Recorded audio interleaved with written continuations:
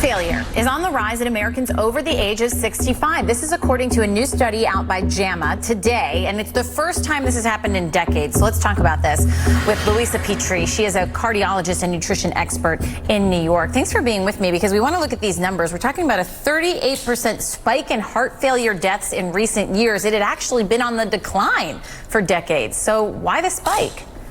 Heart disease still remains number one cause of death in the United States. Basically, 1 in 3 people die of heart disease nowadays.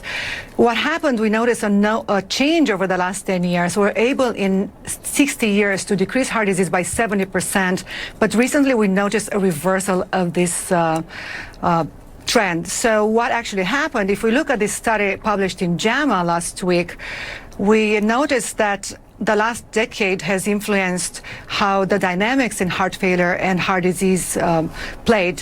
What we've noticed, there are 2 key players that basically influence the rise in heart failure. One of them, we are facing an increasing aging population. Compared to 10 years ago, we have nowadays almost 1/4 more adults over the age of 65, and that puts a big burden on our society compared with only 2% increase of people younger than 65. That being said, what we see, it's a change of the profile of heart disease we're witnessing. We are seeing people living longer, they survive their heart attacks, and we see the end spectrum of disease. Therefore, we see more heart failure. But there's another key player here. We are facing an obesity epidemic, and half of this increase in heart failure rate is due to comorbidities that are stemming on obesity.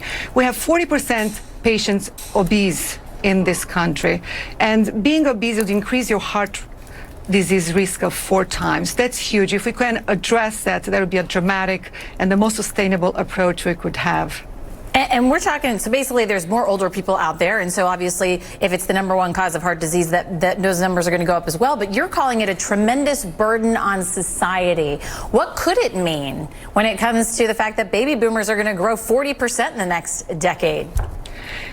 We are facing a vortex here, and we have to figure out what will be more effective to face this issue we have.